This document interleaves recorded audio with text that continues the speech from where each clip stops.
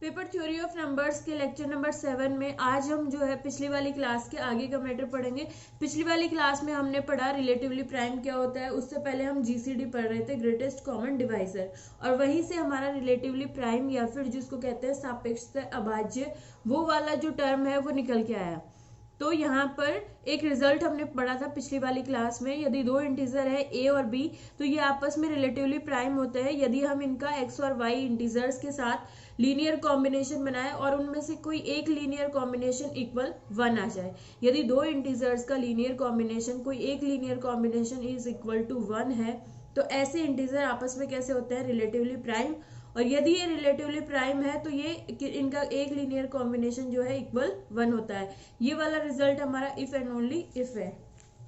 इसके बाद जो है हमने इस पे दो कोरोलरी पढ़ी थी, इनमें से जो है वो पहली वाली कोरोलरी हमारी क्या है, यदि जीसीडी ऑफ ए बी जो है वो डी है, यानी ए और बी दो पूर्णांक है, इनका जीसीडी यदि डी है तो ए बाई डी और बी बाई डी आपस में कैसे होंगे, रिलेटिवली प्राइम होंगे।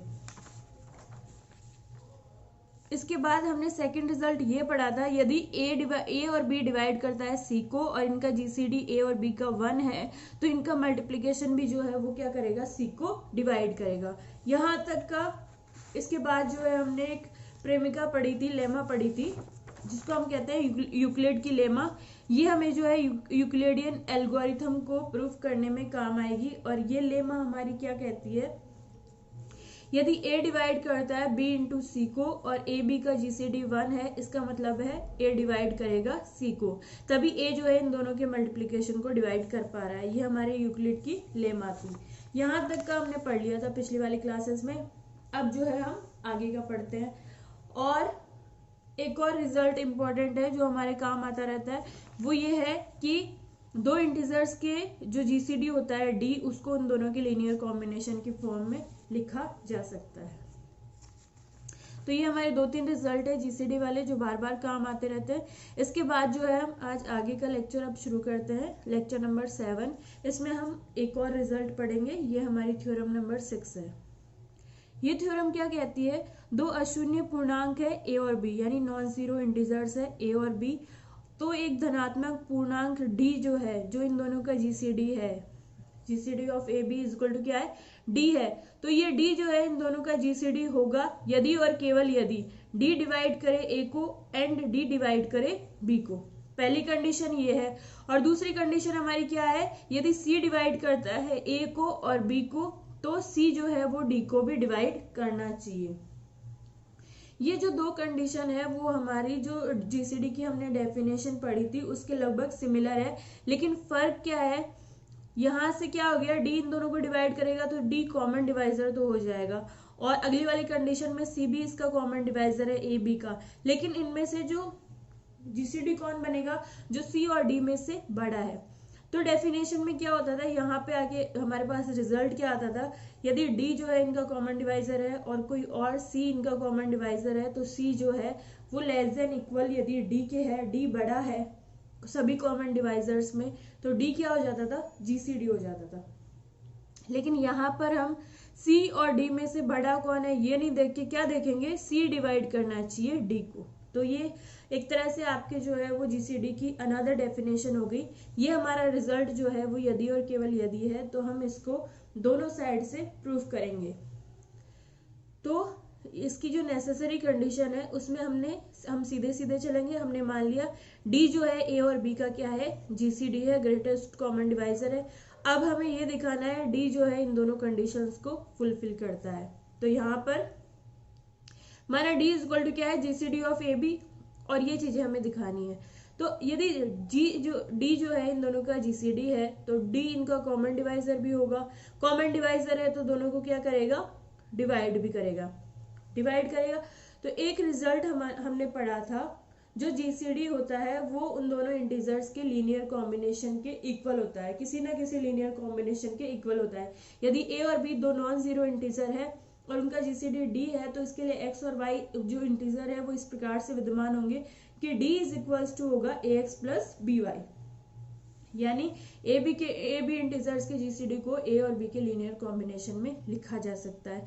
यहाँ पे हमारा डी ए और बी का जीसीडी है, तो there exist integers X and Y such that D is equal to क्या हो जाएगा A X plus B Y.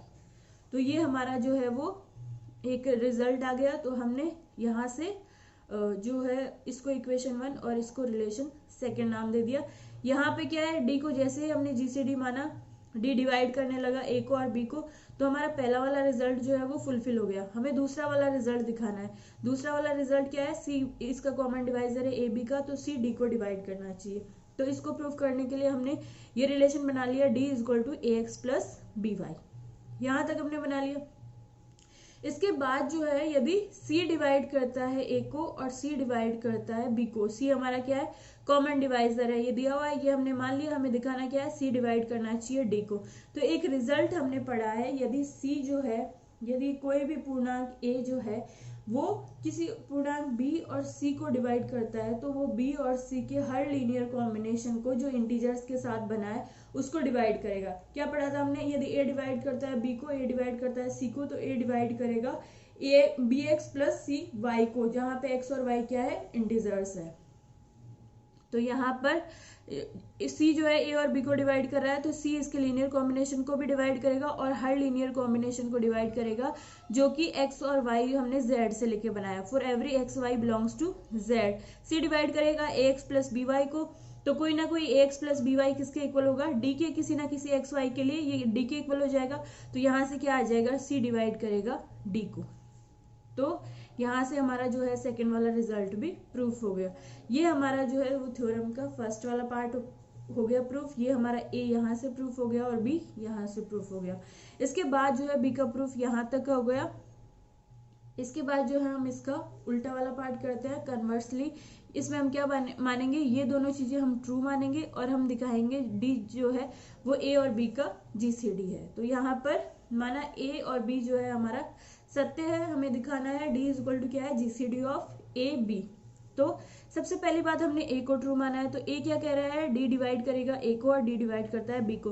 तो यहाँ से क्या आ जाएगा, डी अगर इन दोनों को डिवाइड करता है तो डी इन दोनों का क्या हो गया, कॉमन डिवाइजर। दूसरी बात यह है, इसको मानने से डी कॉमन डिवाइजर हो गया। अब हमें डी को जो है ग्रेटेस्ट कॉमन डिवाइजर भी दिखाना है। तो यहाँ पर हमने क्या किया, सेकेंड वाले को लेके चलते हैं। सेकेंड वाला क्या कह रहा है, C डिवाइड करता है A को और C डिवाइड करता है B को, यानी C भी जो है A और B का क्या है, एक कॉमन डिवाइजर है। और C डिवाइड करता है A को, तो इसका मतलब क्या हुआ, D जो है वो ग्रेटेस्ट और इक्वल है C के। ये जो है हमने सेकंड वाली जो थ्योरम पढ़ी थी जिसमें बहुत सारे रिजल्ट थे, वहां पे हमने एक रिजल्ट पढ़ा था, यदि A डिवाइड करता है B को तो मॉड ऑफ A जो है वो, A डिवाइड करता है B को तो मॉड ऑफ A जो है लेस देन और इक्वल होगा मॉड ऑफ B को। यानी जो डिवाइड करने वाला है वो छोटा होता है, इक्वल भी हो सकता है, और जिसको डिवाइड कर रहा है वो बड़ा होता है। यहाँ पे हमने मॉड इसलिए हटा दिया क्योंकि दोनों कॉमन डिवाइजर है और डिवाइजर हमेशा हम पॉजिटिव लेते हैं, इसलिए यहाँ पे इस रिजल्ट में हमने मॉड हटा दिया। तो हमारे पास क्या आया, C डिवाइड करता है D को, तो यहाँ से क्या आया, D जो है वो ग्रेटर और इक्वल है C के। तो यहाँ से जो है वो हम यहाँ पर ग्रेटेस्ट कॉमन डिवाइजर की डेफिनेशन लगा देते हैं। ग्रेटेस्ट कॉमन डिवाइजर की डेफिनेशन क्या होती कि सबसे पहले D जो है AB का कॉमन डिवाइजर होना चाहिए, और दूसरी बात यदि AB का कोई अन्य कॉमन डिवाइजर C है तो C जो है वो लेस देन और इक्वल होना चाहिए D। ऐसे केस में D क्या हो जाता है, AB का GCD। तो यहाँ इन दोनों पॉइंट से हमारा D क्या हो जाएगा, A और B का ग्रेटेस्ट कॉमन डिवाइजर। ये जो है आपकी थ्योरम जो है वो प्रूफ हो गई। ये इसका जो है वो फर्स्ट पार्ट है और ये इसका सेकंड पार्ट है। यहाँ तक जो है आपके ग्रेटेस्ट कॉमन डिवाइजर वाले और रिलेटिवली प्राइम वाले रिजल्ट्स हो गए। इसके बाद जो है आपकी अब तक जो अपन ने पढ़ा है उससे रिलेटेड ये प्रॉब्लम्स है जो आपको सॉल्व करनी है, और यदि आपको इनमें कोई भी डाउट हो, कोई भी सॉल्व नहीं हो पाए तो आप पूछ सकते हैं। यहाँ पे मैंने कुछ एक प्रॉब्लम्स दी है, लेकिन ये आपकी 2 तक तो यहाँ पर है और उसके बाद में 6 तक आपकी यहाँ पर है। इसमें कुछ रिजल्ट्स भी बताए हैं तो उनको भी आप याद कर लेना, और आपको जो है ये सारे सवाल सॉल्व करके देखने हैं। लेकिन उससे पहले आपको जो है जितना भी हमने पढ़ लिया उसको पूरे को पढ़ के अच्छे से समझ के फिर इन सवालों को सॉल्व करने की कोशिश करनी है। अदरवाइज ये आप जो है वो इनको शुरू करोगे तो ये होंगे नहीं, इसके लिए पहले वाले रिजल्ट जो है वो आपको क्लियर होने चाहिए। तो आप जो है यहाँ तक की थ्योरी आप पढ़ लेना, उसके बाद जो है आप इन सवालों को सॉल्व करने की कोशिश कीजिएगा। और आपसे कुछ कोई भी सवाल नहीं होता तो आप पूछ सकते हैं।